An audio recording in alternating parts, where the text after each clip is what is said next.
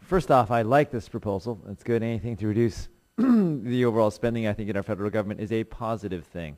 But I have a few questions to begin with, and that is, could you explain to me the administration's position on line item veto and why, well, actually, what is the administration's position on just going forward line item veto? The line item veto, at least as it was enacted in the 90s, was determined by the Supreme Court a constitutional amendment to adopt the line item veto. I see. I'm not sure that we have a formal position on that. I mean, we think that the proposal we have before us is the best way to move forward because it allows, it preserves the existing balance of power. So the administration is neutral on a constitutional amendment for a line item budget. I'll have to check. I don't know that we've explicitly had a discussion on that, so I'll have to check. All right, a few other questions. Will the gentleman yield?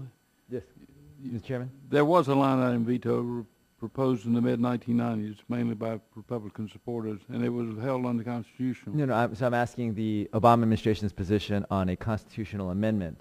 Oh, I beg your pardon. Okay. For a line item veto. Thank you, Mr. Chairman. A few other quick questions, Dr. Liebman. Whether or not this rescission proposal passes, will the administration voluntarily comply with it and submit proposals for rescission? Whether or not, I mean, because you can do it anyway. I mean, the administration can submit these even if this measure doesn't pass, and it's up to the Congress. I mean, at least for the public can understand what the administration believes should be cut in a budget. Mm-hmm. So will the administration voluntarily comply with its own proposal, whether or not this legislation eventually passes the Congress? Well, we have a current mechanism for us indicating which proposals should be eliminated, and that's the termination and reduction volume of the budget. So that's the first step we take. Then we try through the appropriations process to get those provisions eliminated, and we're working on that at the moment now. Whether at a particular point in time an expedited rescissions package is or isn't the best way to go about getting after wasteful spending will determine, depend on the circumstances. But we very much are dedicated to finding ways to eliminate duplicative and wasteful and unnecessary spending. I'm going to try and pin you down here a little bit. So the administration likes this proposal. I like this proposal. I don't think you actually need a law from Congress. Nevertheless, after the appropriation bills are done, for the administration to come back and say, these are the programs we think should be eliminated from the budget. Will you do that, regardless of whether this bill is passed? Well, we've already indicated which programs we want eliminated from the budget. In terms of whether we would make a formal rescission request under the existing rescission authority, we are concerned that when one does that, one doesn't get an up or down vote, and that it basically right. I know that sets up a fruitless process. So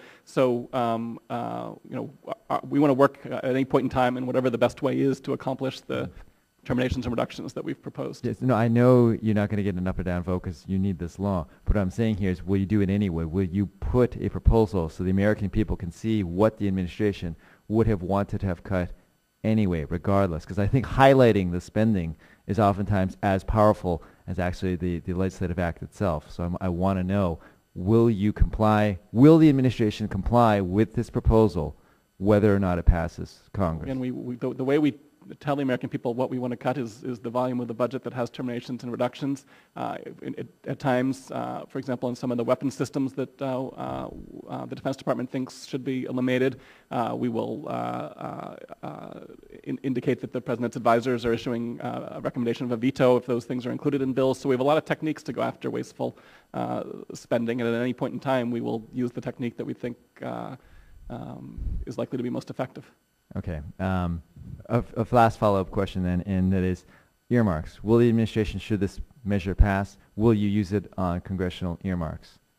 Yes, one of the things that this is meant to do is to go after programs that are heavily earmarked and have there be a way to work with Congress to reduce the level of earmarks. Because I'm new, could you explain quickly the administration's position generally on budget earmarks? Sure. I mean, in general, our position is we need to significantly reduce earmarks. What's significantly reduced? Cut it by 90%?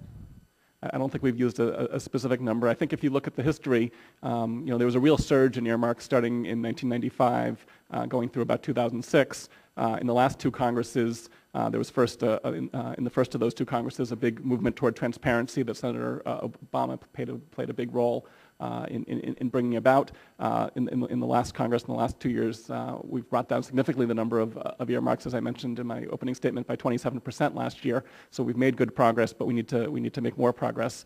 We hope we'll make more progress in this year's appropriation bills. Thank you. Thank you, Mr. Chairman. Mr. Barry.